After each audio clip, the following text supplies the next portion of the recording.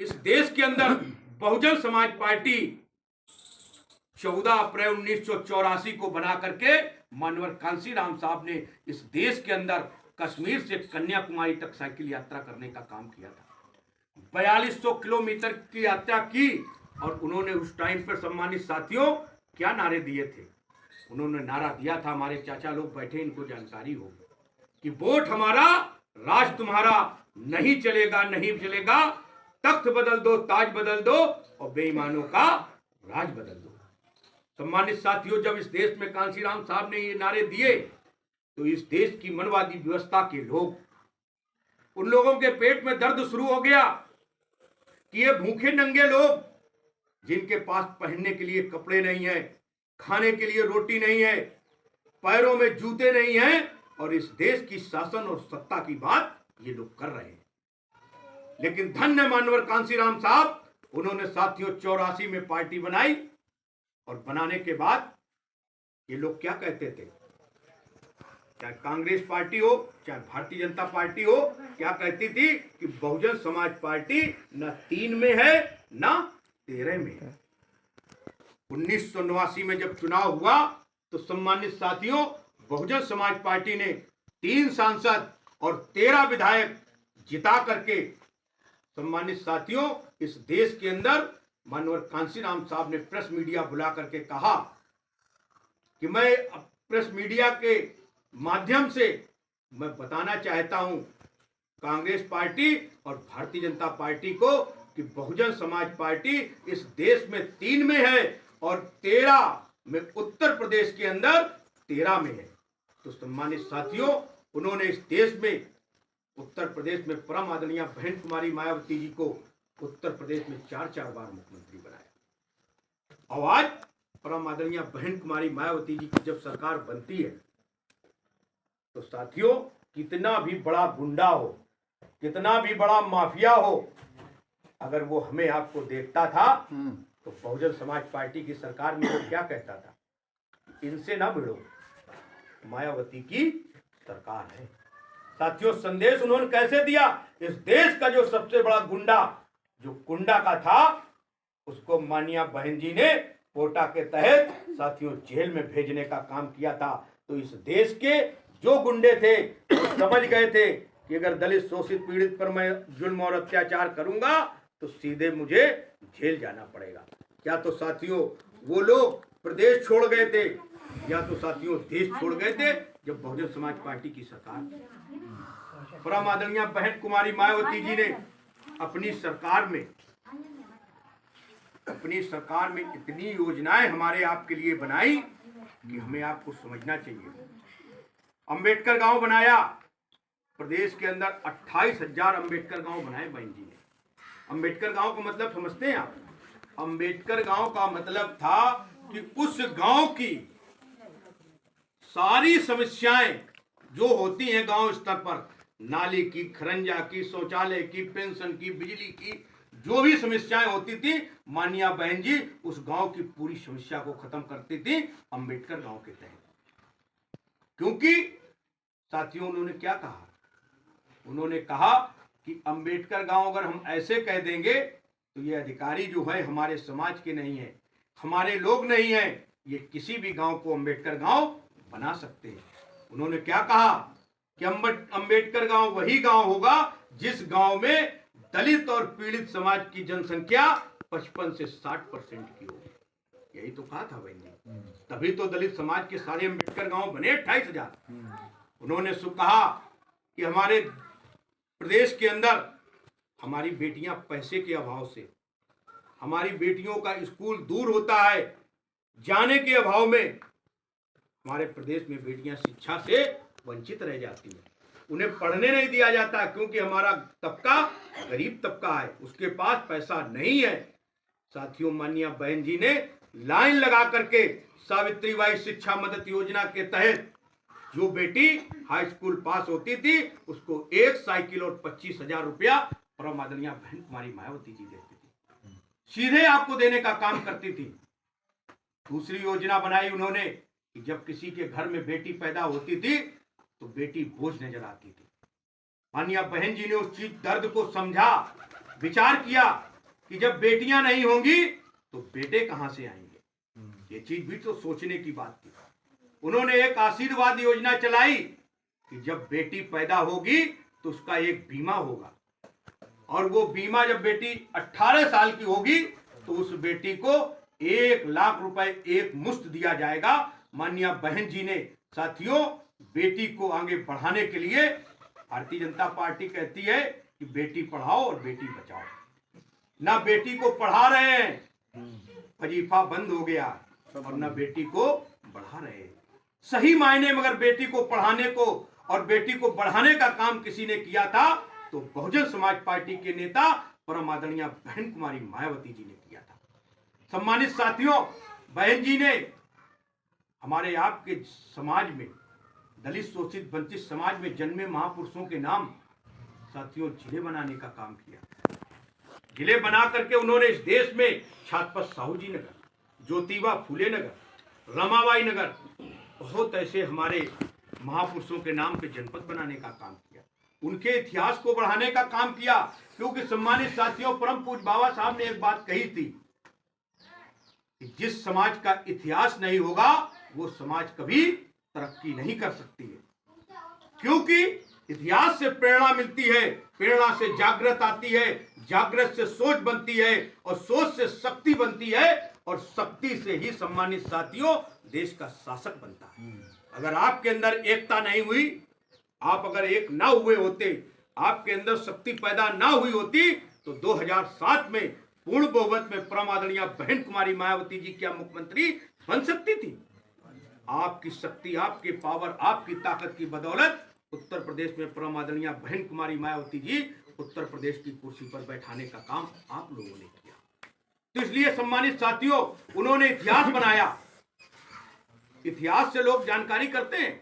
एक राजा हुआ था तो उसने साथियों भिस्ती नाम था उसका, और उसने इस देश के अंदर चमड़े का सिक्का रातों रात चला दिया था। चमड़े का सिक्का रातों रात चला करके उसने इस देश के अंदर एक इतिहास बना गया कि आज हर व्यक्ति अगर उसको याद करता है तो उसको किस नाम से याद करता है कि भिस्ती एक शासक था, उसने साथियों चमड़े का सिक्का चलाया था। आज उसे इतिहास में याद किया जा रहा।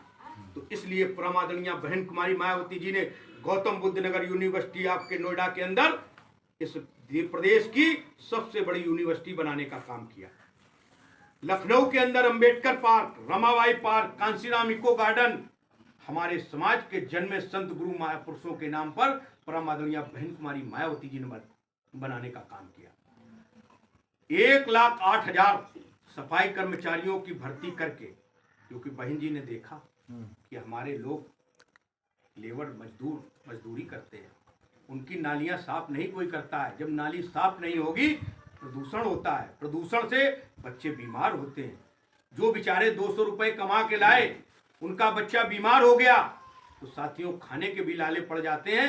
हमारे लोग पैसा बीमारी में लगा देते हैं। बहन जी की सोच थी होने के लिए कुछ भी हो, लेकिन बहन जी ने सोच के तहत इस देश में सर्व समाज के लोगों को सफाई कर्मचारी में भर्ती करके इस देश के अंदर एक संदेश देने का काम किया कि शेर और सियार एक घाट पानी पिलाने का काम परम आदरणीय बहन कुमारी मायावती जी ने किया। पहले क्या होता था, पहले कोई वाल्मीकि होता था उसको जात सूचक शब्दों से बुलाया जाता था।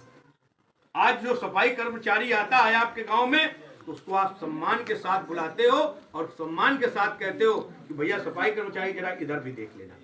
उसको आप सम्मान से बुला करके ही उससे बात करते हो, क्योंकि आपको पता ही नहीं है कि वो किस बिरादरी का आदमी है। 1,08,000 सफाई कर्मचारी भर्ती किए। साथियों इस देश के अंदर बहन जी ने 34,000 पुलिस कर्मचारियों की भर्ती की और नीट एंड क्लीन किसी से 1 रुपए नहीं लगा। उसकी उस टाइम पर जो गृह मंत्री था पी चिदम्बरम, उसने सम्मानित साथियों माननीय बहन जी की पुलिस की भर्ती की सराहना की थी कि पूरे देश के अंदर किसी ने नंबर 1 की भर्ती करने का काम किया है तो बहुजन समाज पार्टी के नेता परम आदरणीय बहन कुमारी मायावती जी ने उत्तर प्रदेश में किया। सम्मानित साथियों एक ऐसी योजनाएं बताएं तो 2 घंटे का समय चाहिए, लेकिन सम्मानित साथियों मैं आपसे कुछ बातें और करना चाहता हूं। आपके बीच में लोग आते हैं, आपको गुमराह करते हैं वो क्या करते हैं कि नीला अंगूठा डालकर आते हैं आपके बीच। किसी ने कहा था कि ग्रीन ग्रास का ग्रीन कोबरा, हरी घास का हरा सांप। अंगूठा नीला होगा, मुछ टेढ़ी होगी, और वो अम्बेडकरवाद की बात करते हैं। क्योंकि सम्मानित साथियों, इस देश के अंदर दो ही पार्टियां ऐसी हैं जिनकी विचारधारा की पार्टियां, एक भारतीय जनता पार्टी जिसकी विचारधारा मनवादी विचारधारा है, जो मनुस्मृति के हिसाब से चलती है, और एक बहुजन समाज पार्टी जो अम्बेडकरवादी विचारधारा की है, जो साथियों इस देश के दलित, शोषित, पीड़ित समाज के लोगों के हिसाब से चलती है, इस देश के गरीबों के लिए योजनाएं बनाती है, इस देश के सम्मान दिलाने का काम, इस देश के निचले पायदान के व्यक्ति को भी सम्मान दिलाने का काम करती है। दो प्रकार की विचारधारा की पार्टियां, कांग्रेस की कोई विचारधारा है, न समाजवादी पार्टी की कोई विचारधारा है इस देश। इसलिए सम्मानित साथियों, हमारे बीच में भारतीय जनता पार्टी और कांग्रेस से मिले हुए लोग जो हमारे आपके समाज के हैं, लेकिन उनको गुमराह करके, चाहे धन का लोभ दिया गया हो, चाहे साथियों किसी प्रकार का लाभ दिया हो गया हो, लेकिन सम्मानित साथियों वो नीला अंगूठा डाल के आते हैं और हम आप समझ नहीं पाते हैं। हम लोग सोचते हैं ये अम्बेडकरवादी है, और वो आकर के क्या कहते हैं कि बहुजन समाज पार्टी तो खत्म हो गई। यही तो कहते हैं, आपके बीच में आते हैं कि बहुजन समाज पार्टी खत्म हो गई है। तो सम्मानित साथियों, एक बात बताइए कि बहुजन समाज पार्टी इस प्रदेश के अंदर जब 40 विधायक टूट गए थे और बहन जी ने कुर्सी, मुख्यमंत्री की कुर्सी में लात मार दी थी, तब भी लोग यही चीज कह रहे थे कि अब तो बहुजन समाज पार्टी कभी ऊपर उभर के आएगी नहीं। और 2007 में परम आदरणीय बहन कुमारी मायावती जी उत्तर प्रदेश में पूर्ण बहुमत की सरकार में बनी थी। यही भारतीय जनता पार्टी जो झूठ बोल करके हम लोगों को गुमराह करके हमारे लोगों को आज सत्ता में बैठी है। 2012 में आप लोग बताइए, भारतीय जनता पार्टी की जमानत जब्त हो गई थी। हमारे यहाँ राष्ट्रपति रामनाथ कोविंद जी जो थे, वो हमारे भोगनीपुर विधानसभा से लड़ रहे थे, 6,500 वोट मिला था, अपनी स्वयं जमानत नहीं बचा पाए थे। और ऐसे भारतीय जनता पार्टी के 2012 में लगभग 100 विधायक थे जो अपनी जमानत नहीं बचा पाए थे साथी। और 2014 और 2017 में क्या हुआ, आप बताओ हमको। 2014 में तो साला पूरा सुपड़े साफ हो गया, 17 में भी हो गया। तो ये राजनीतिक परिवेश है सम्मानित साथियों, इससे हमें आपको घबराने की आवश्यकता नहीं है। जो लोग आए आपको गुमराह करें, एक पार्टी बनाई ये नहीं, अपने ही समाज का व्यक्ति है जो चमचागिरी कर करके साथियों एक दल बना लिया, जो पहले कहता था कि मैं एक केवल सामाजिक संगठन बनाऊंगा, कभी राजनीतिक संगठन नहीं बनाऊंगा, मैं कभी शादी नहीं करूंगा। क्योंकि मानवर कांसीराम साहब ने जो प्रतिज्ञा ली थी, उसने भी मंच के ऊपर यही प्रतिज्ञा ली थी, कभी परिवार नहीं बसाऊंगा, कभी शादी नहीं करूंगा, और मैं कभी बहुजन समाज पार्टी के पैरेलल कोई दल खड़ा नहीं करूंगा। उसी व्यक्ति ने सम्मानित साथियों शादी भी कर ली, परिवार भी बसा लिया, और अपने नाम से इस प्रदेश के अंदर सम्मानित साथियों बहुजन समाज पार्टी को नीचे करने के लिए, बहुजन समाज पार्टी को कमजोर करने के लिए एक राजनीतिक दल भी बना लिया। बताइए आप बनाया या नहीं बनाया?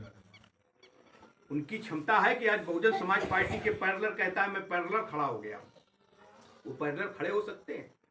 आज भी बहुजन समाज पार्टी के पास इस प्रदेश के अंदर 14% वोट है। भले ही विधायक हमारा एक है, लेकिन वोट ऑफ परसेंटेज 14% है।